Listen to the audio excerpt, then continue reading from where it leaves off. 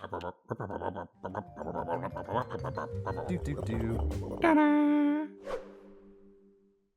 everyone, David C. Anderson from the KnifeCenter coming at you with a very special episode of KnifeAQ, filmed at SHOT Show 2026 with two of our good friends, very special guests. You'll recognize Ben Petersen, of course, as well as Fitz, a relative newcomer to the scene, who's employed by Ben over at Knafs. We got a cool question to talk to you about today. But hey guys, how you doing? Good. Thanks for having us, David. Yeah, thank you so much. Dude, it's always, I was telling Ben before, like, we always have fun hanging out. The cameras here just give us one more excuse to do stuff, so. Yeah. Totally. Well, let's jump into the question real quick, shall we? Let's do it. So, this one came to us from a viewer, Persepolis8564. Hey DCA, how can I become a knife designer? I've been working for the video game and film industry for a decade, creating various 3D models from any 2D designs, whether my own design or given by a client. I've worked on concept designs with 3D printers using resins and other materials. It's a cool question. All three of us here have designed knives, so I technically think that makes us knife designers on some level. I feel like we need to put that on our t-shirts to make it official. We could do. Think about it. But the reason I wanted to bring in more than just my viewpoint here is there's no one way that it's happened. Ben and I certainly have a few similarities on how we got started, but our avenue into designing knives for all three of us is a little bit different. Yeah. I want to start with Fitz though. Okay. Because he went about it amongst the three of us maybe the most legit way. Institutional, perhaps. Institutional Yeah, way, more we'll say that. traditional. Yeah. So you were an industrial design major, is that correct? Yes, so I went to Utah State for, it's a kind of a unique program. It's called Outdoor Product Design and Development. Okay. Which is specifically basically for outdoor. Yeah, so it's Interesting. basically industrial design with an emphasis specifically on the outdoor industry. Cool. So a lot of my classmates are, designing jackets or kayaks or mountain bikes. I thought I would do mountain bikes, but then I ran into this guy and that I got derailed. him. You corrupted him? Yeah. He's mine now. So he's already creating new designs for Knafs. Yep. Yeah. So 4-year degree, kind of a more traditional way. Yeah. But yeah. I mean, it's still like maybe the most traditional way in knife making is you actually make forge a knife knives first, and then. So yeah, and you came to it more from like the computer side, Yes, building it up that way. 3D modeling. Yeah. So that's a great skill to have. It's one that I do not have in my arsenal, and I wish I did. One of these days, perhaps. Yeah. But I wanted to start with you because one, you're a new face and you're doing cool stuff, including the O.C.T. Yes. The old college try. The old college try. And by the time you're watching this video, these should be available. We'll leave links in the description down below. So before Ben and I get into how we got started, tell us a little bit about this knife, please. Yeah, of course. Here, I'll start with this one, which Not available yet. if you'll notice is a little bit special.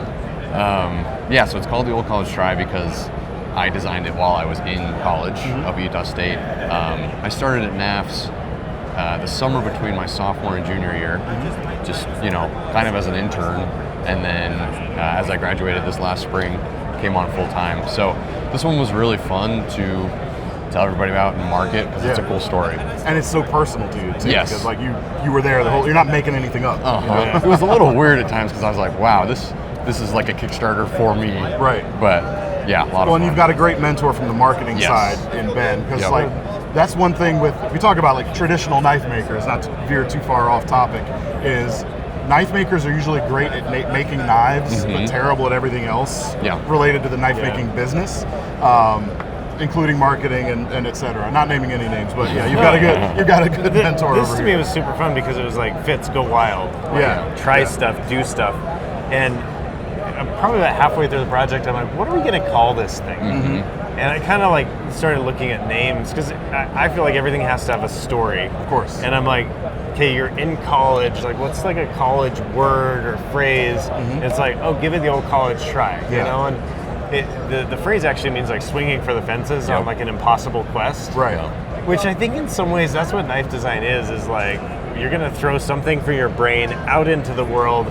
Maybe people like it, maybe they don't. And it just kind of fit the moment that he designed it in and the moment we were in was like, oh, give it the old college try, O.C.T. It works for Knafs as a brand too. That's right, because you guys are kind of swinging for the fences right now. Always. Too. Always. Yeah, for sure.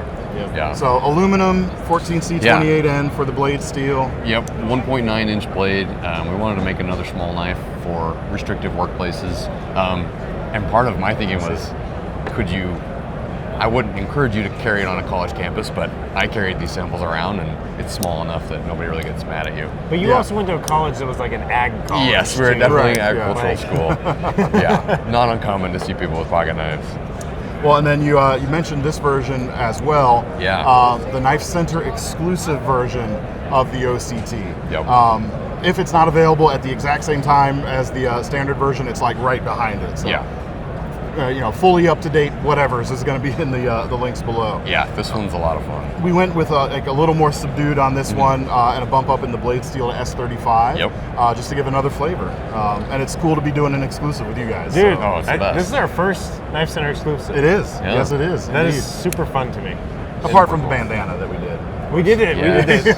what were you calling that? The crazed Oh. cat bandana? Something like The Mad that. Catter. The Mad Catter. That's right. Love that. So yeah, really cool knife, really cool story for you guys as well.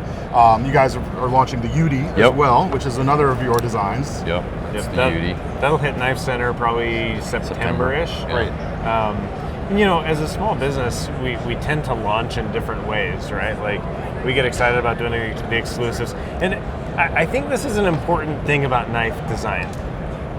We've talked a little bit about this, David, but there's like the product itself, but there's the design of where it goes, how it goes there, when it launches, all of that. And I think sometimes people want to be an artist, but they don't want to distribute their art. Right, Yeah. right. And I think for me, knife design has always been thinking about not just the product, not just the name, where does it launch, how does it launch, how does Right. the world actually see it?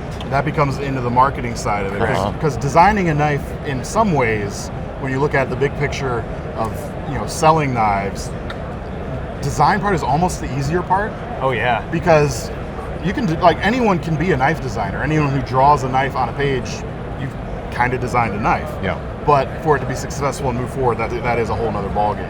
When I think you almost have to think of the knife as a widget a little bit. Anything can be a widget. Every product here at SHOT Show is a widget. You almost have to love the business side as much as the designing the widget. Or find a partner who does. Or find a partner who Yeah. does. Yeah. You were talking about Ben being a great mentor in marketing, which is true. And one of the first things that he taught me was like, a lot of people, it takes so much work to get a knife from concept to reality. Yes. And a lot of people, once it comes out, they're like, oh, I'm done. Right. Like just, The race is just beginning. yes. Yeah, And that's for really when the sure. work starts. For sure. You need to start marketing it.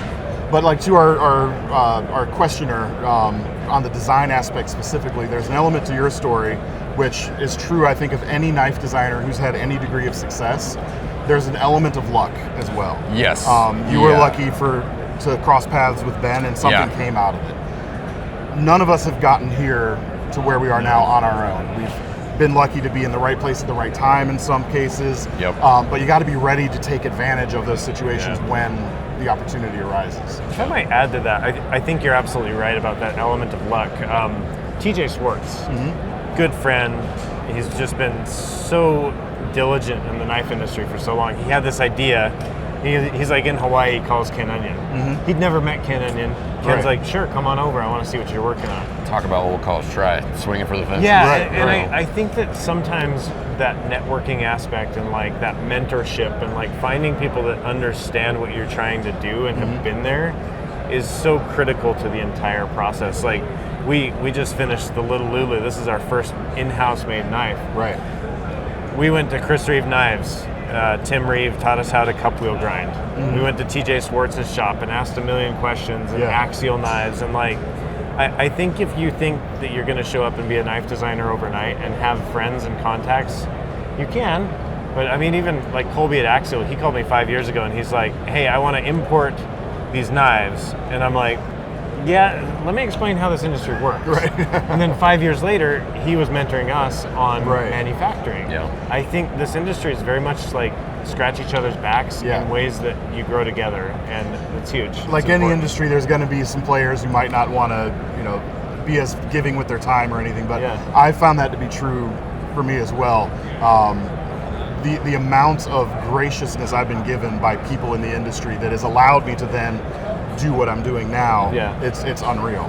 The other thing I might recommend there, like to this guy's question, like getting into knife design, find people that are like 2 steps above you, not 20 steps above you. So like if you go and knock on Tim Reeves' door and say, Tim, I'd like you to teach me how to do this, he might be gracious, but he's also like, wait, who are you again? Right. And so I think that you kind of have to like find somebody that is doing almost what you want to do and talk to them.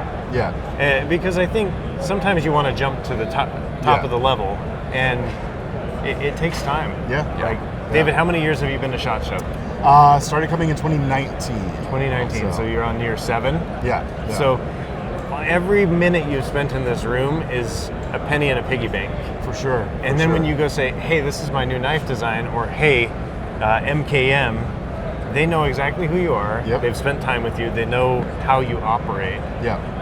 Because a design without a location doesn't matter. Right. It's art for art's sake, and that's a wonderful thing too. And I think don't discount that.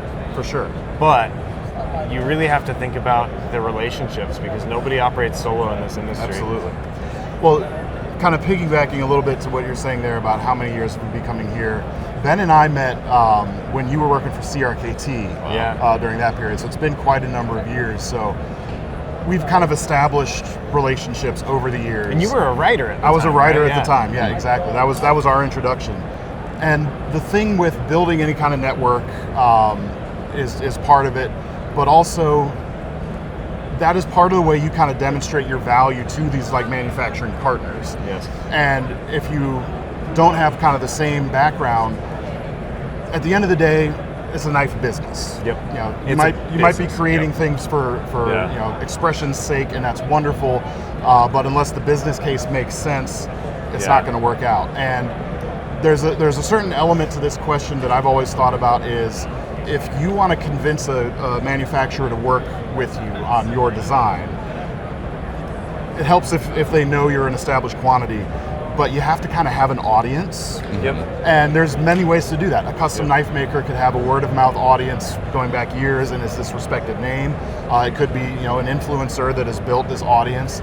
You're showing value to the company you're working with. So like almost bring your own crowd. right, right, and especially nowadays when there's so much stuff out there, that's a big asset. Whatever that may look like, you know, having an audience that shows that people are responding to what you're doing.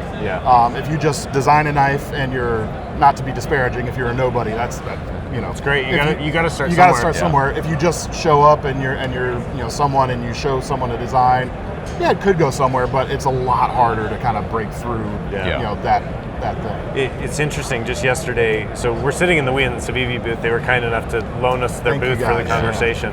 I was sitting with Angel at We and Civivi, and I realized we have been working together for more than a decade. At a previous retailer where I was at, and then as a knife designer since 2020. And I look at what we've accomplished together, the Banter series, the Sendy series, like this stuff doesn't happen overnight, and it doesn't happen by accident. Like, we're working on the Slippy Sendy. It's like we did R&D on the original Sendy for like 2 years. We launched it 2 years ago. That's a 4-year project at this point. Like, and you think about, I can't stress it enough, but like the relationships matter. Because they have seen, I have a decade of history with them. They have a decade of history with me. So when I show up with an idea, they're saying, we're interested in that. And I think some people, I want to be very clear about this. You have to start somewhere. You have to start at the bottom. Your bottom might be working as an intern in a hot garage, right? Like, literally, we got Fitz in our garage, like my garage, sitting there, no AC, for 3 months as an intern. Like, that was his start at the bottom.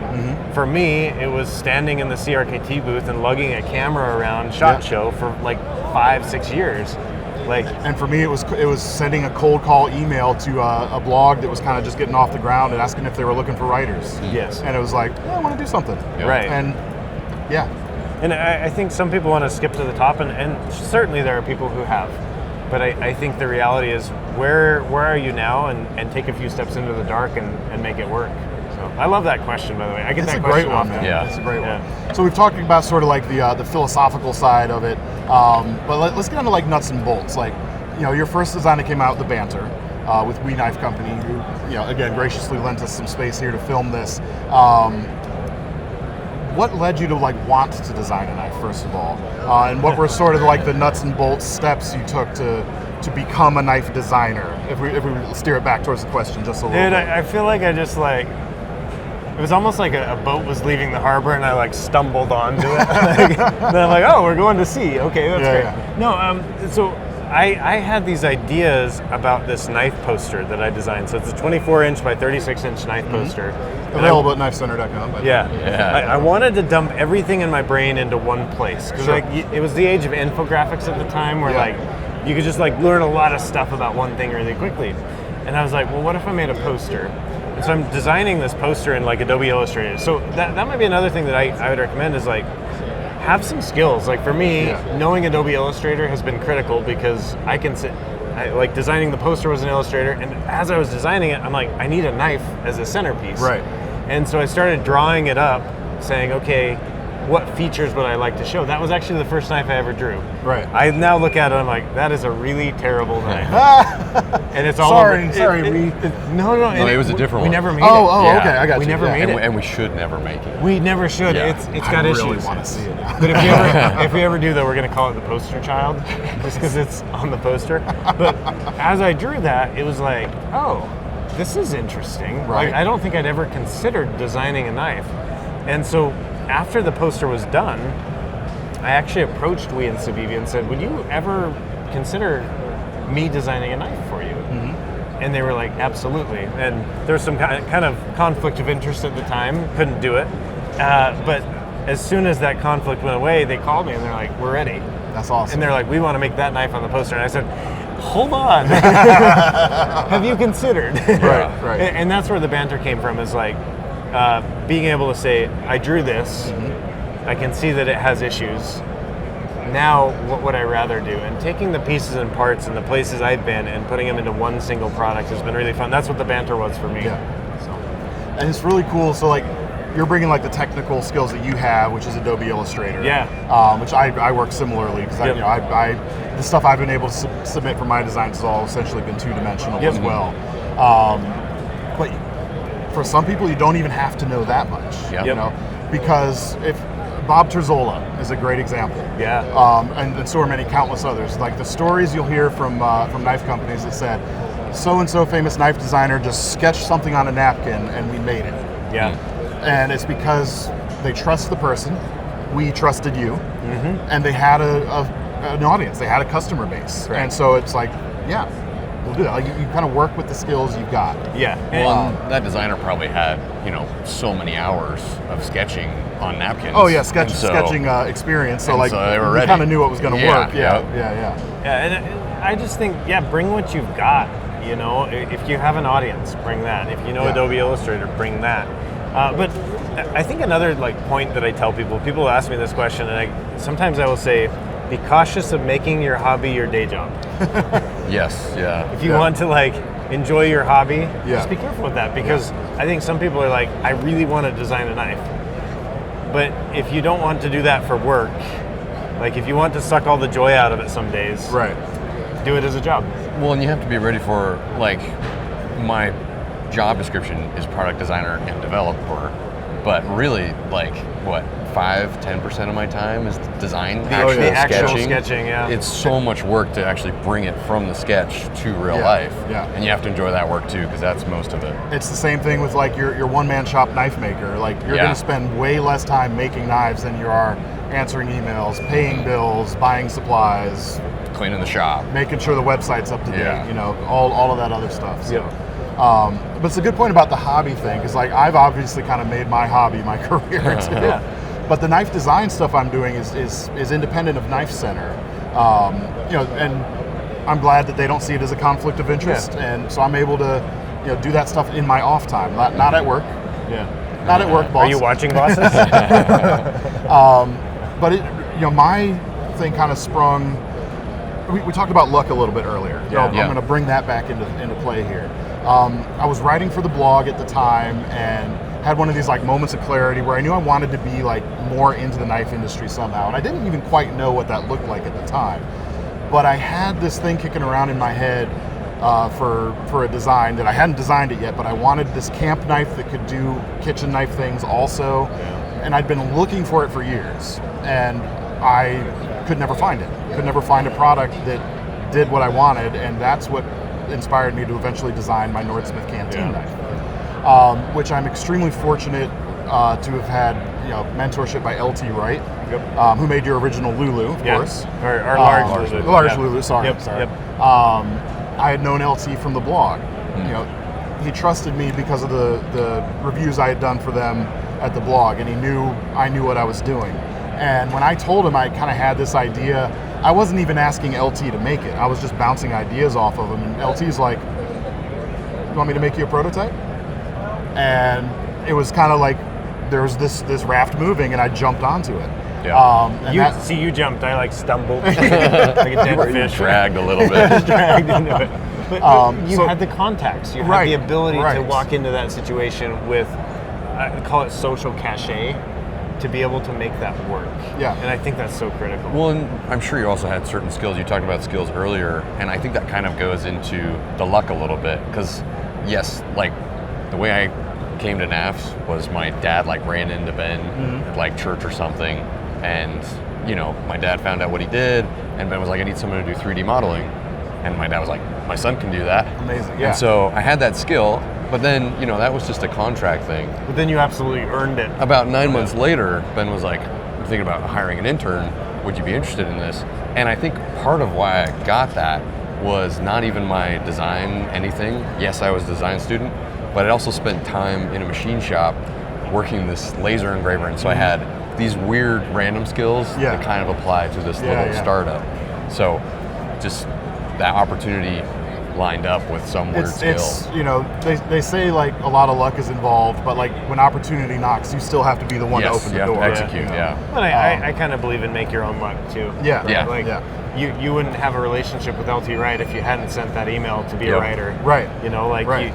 You make that luck. Right. And I think in the same way that if somebody really wants to get into this, and they take their sweet time and work I don't want to say work the system, but everything in life has a system. If you hate the system, You're probably going to have some issues. It will chew you up and spit you out. Yeah. But I think that if you can understand the system, and it doesn't mean that you have to do everything by the book, and maybe the book doesn't even exist. Wow, it's getting philosophical now. but find a system and then use that system to your advantage. Yeah. Well, speaking of book, you learn things from books, yes? Yeah. I always treated the writing gig I had as an opportunity to learn. Yep.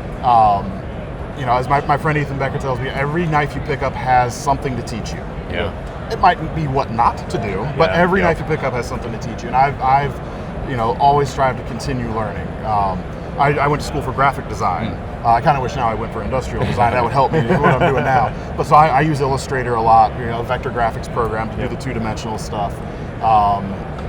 But I sought out guys like LT Wright because I respected what he did. I sought out guys like Ethan Becker because I respected his designs and what he was capable of doing.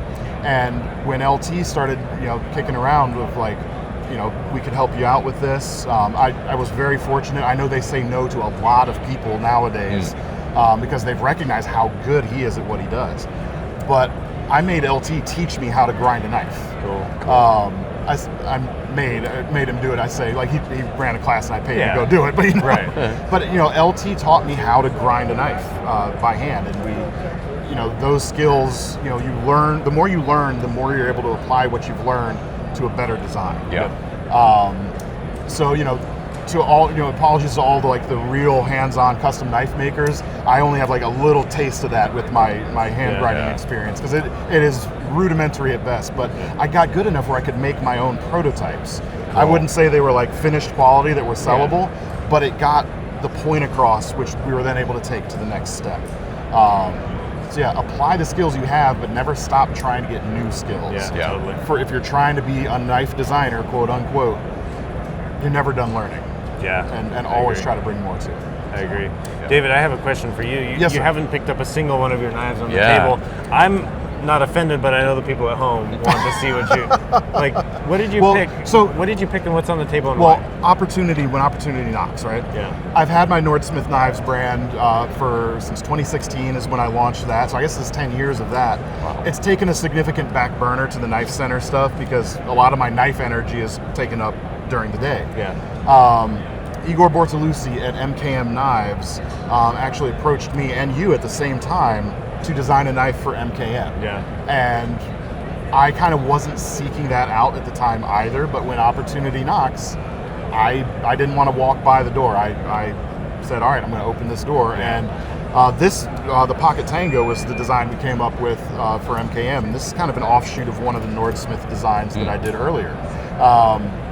And once that happened, and I was able to use that also as a springboard to approach some other companies that I also wanted to work with.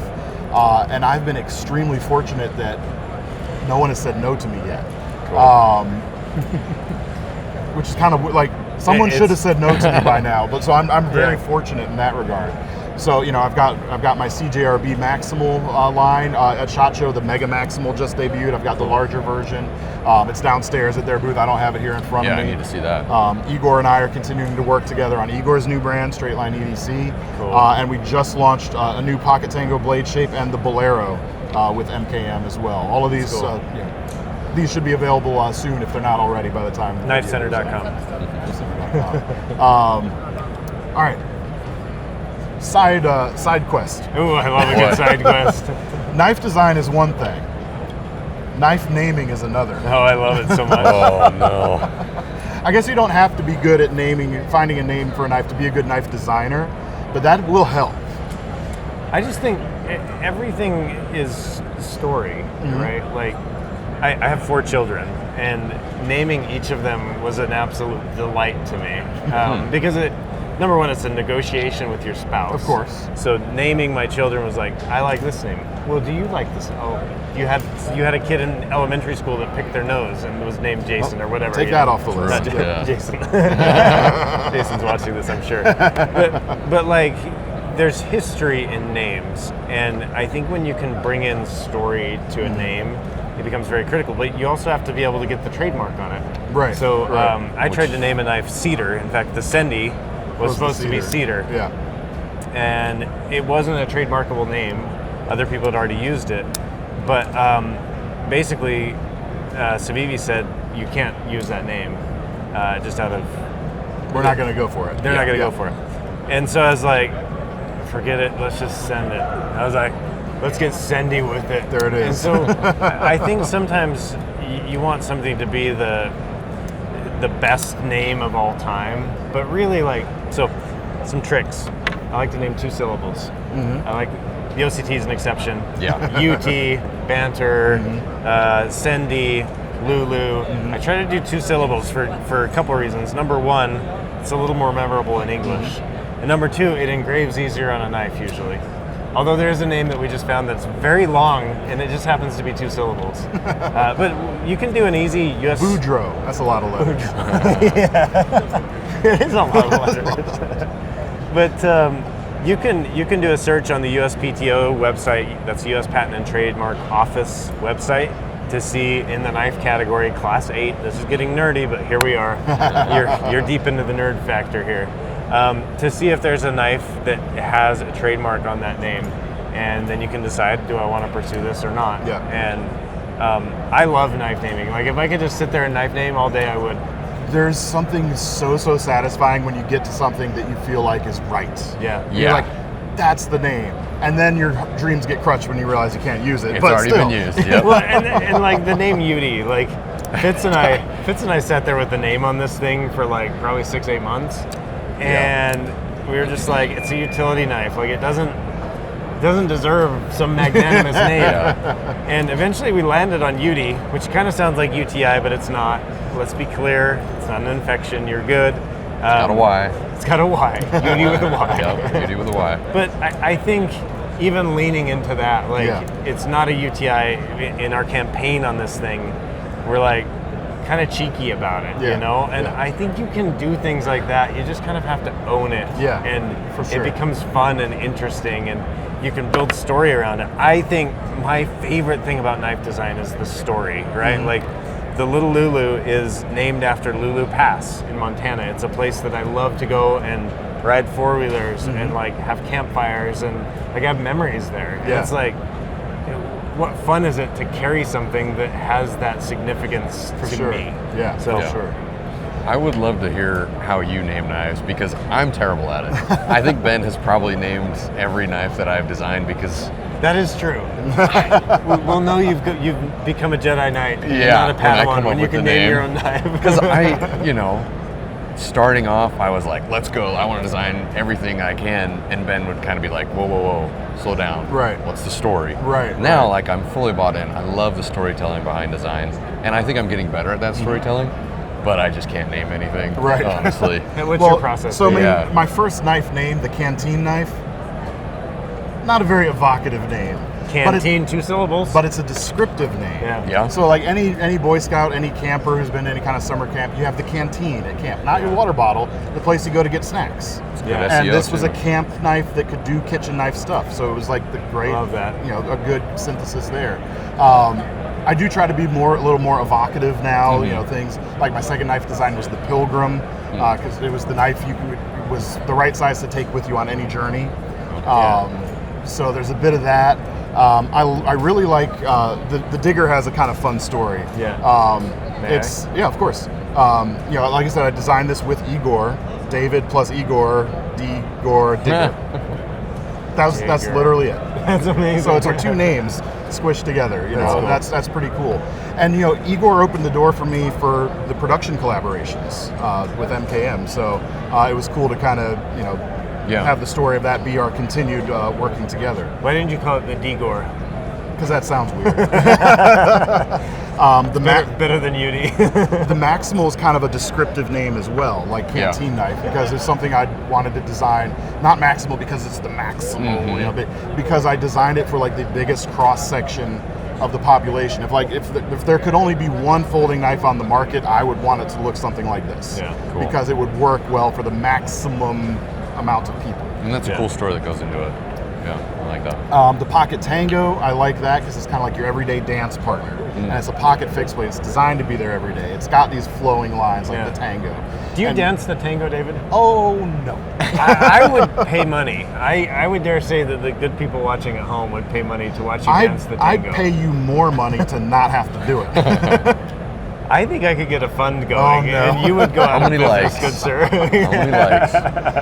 But like the reason I like the Tango name is for some of those reasons, and so with the upcoming MKM stuff we're doing, I wanted to keep that kind of theme going.